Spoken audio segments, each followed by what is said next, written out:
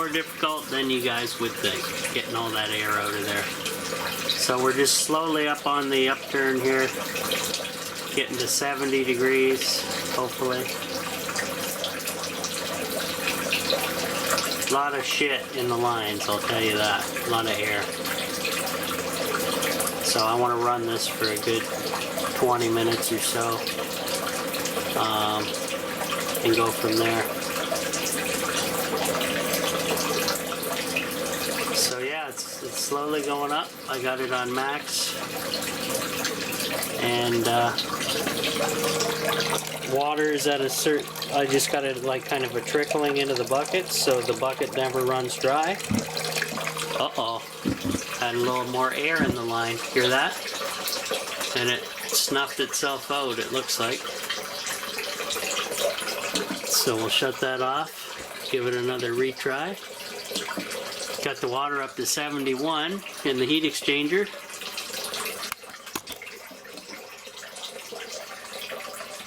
Maybe. Let's find out what's going on.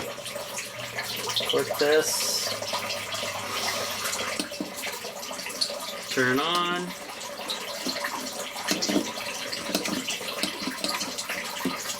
Oh. What's going on now? The pump's not coming on. Not enough juice for the pump? So, oh, we might have a little blockage or something. Let's see. We got any airlock in here going on?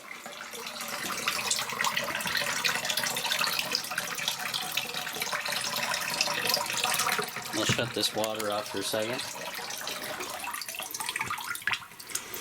Try this again. Let's see what the heck's going on.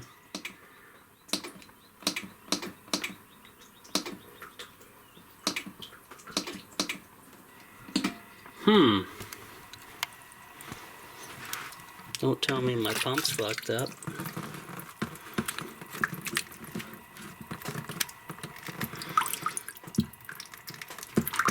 Shouldn't be. Maybe I gotta put some more power on this beast. That's probably what it is. Damn. Need some wind turbine nonsense today, guys. That's what we need. We're not getting any so far. It smells a little bit like propane. I got the window open. That's because this is made to be used outdoors. And I just leave the window open, and that gets rid of all the carbon monoxide and flue gases, and vents out the shower at the same time. So I'm gonna have to let this charge for a little bit, and we'll come back to that. But anyways, other than that, oh, what's this way back here at the Off-Grid Tiny House? Let's take a look, guys. What's this green thing? You guys remember this, maybe, if you're a long-time channel subscriber. Let's turn the light on, by the way. Much better. This is my little RCA cubic fridge, and we're going to see if it'll run off the grid. Now, one thing I gotta mention, this has been here for about at least a half hour to let the gases settle down inside of it. And so we're gonna go ahead and plug it in, and I'm gonna set the camera up so you guys can see that process. Alright, so here's my inverter on the off-grid solar setup, and here is my fridge. Excuse me, Corona power cord. So the fridge is now plugged in. When it decides to cycle on, we will see if the power from the inverter and the solar will be able to handle this guy. Now, he only goes up to about 300 watts on startup, something like that. I'm not sure the amps, it's been a while. But let's see what our battery, off-grid battery setup is sitting at. we're bringing in 4 amps. The batteries are at 13, well, I should say battery now, because these two are officially linked together. 13 volts, a little over 13 volts. So we'll get to see how the fridge runs off the pure sine wave inverter when it decides to cycle on. And that means I can put these waters inside of there. Sounds like a plan. Let's go ahead and do that.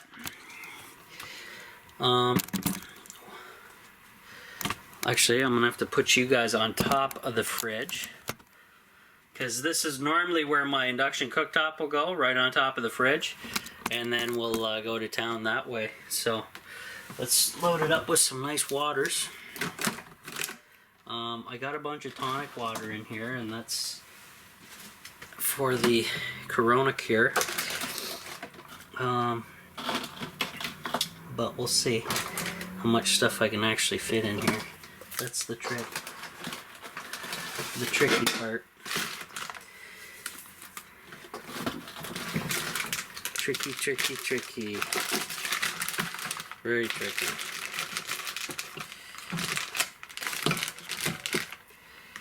Okay, 3 water bottles. Let's get the rest in. That way I have nice cool water to drink. Eventually I will be setting up my gravity fed water filter in here, guys, so I won't be going through as many water bottles. Because I know, yeah, bad for the environment, all the plastic, blah blah blah, right? Oh, Greta, how dare you. Alright, so she's loaded. I'll show you what's inside my fridge.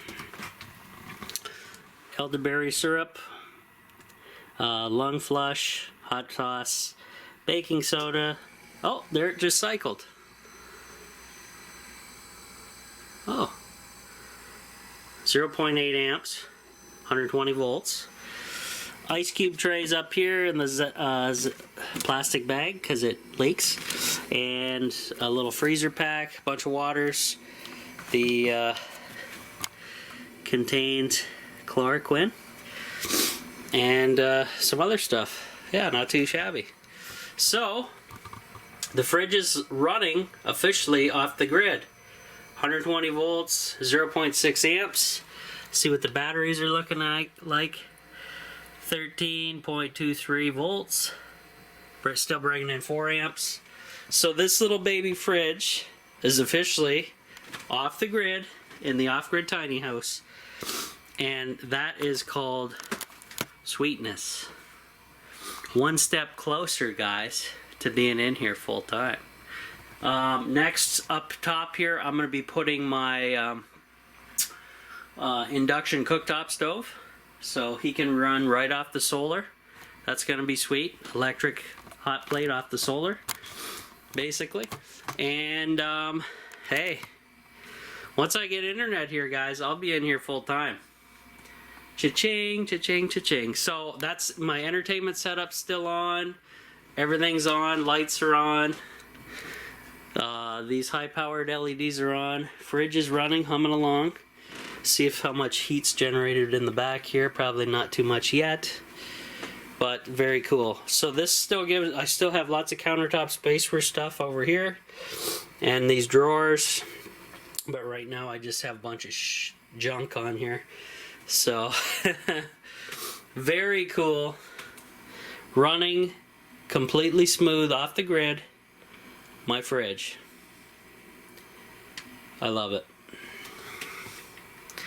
And now I can officially leave this plugged in at the tiny house, and this will be a nice, this will cycle my batteries throughout the day and night, so I'll never hit that overvolt disconnect again.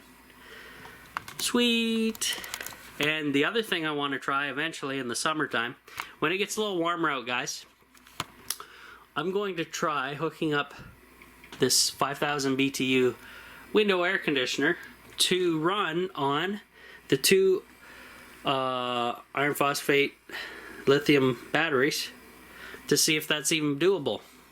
That'll be an interesting thing to see. And if it does work, woo! that's gonna be sweetness. And actually, I'm gonna put that bad boy in this window. And this guy will actually fit in this window, believe it or not. That's kind of why I picked it out near the bed, the bigger window. So I don't want to be sleeping directly in front of the air conditioner, but I can just jump under the covers. But yeah, that's pretty sweet, guys. As long as the bedroom area is cool, you really don't have to worry about it. It's just for sleeping and make it comfortable. But like I said, I would never run the window shaker at nighttime unless I absolutely had to. And it wouldn't be on these batteries because they would be totally drained in an overnight session. And that's not going to happen. So probably run it off the propane generator if and when I have to do that. But fridge is running smooth, 120 volts, 0.6 amps. And what's the incoming? We're still, it just tickled my battery maybe a little bit. Little tiny tickle. That's all. Yeah. So pretty cool. Pretty impressed with that. So fridge is gonna live here for a while. I'm gonna go keep messing on the hot water shower situation, and I'll be back.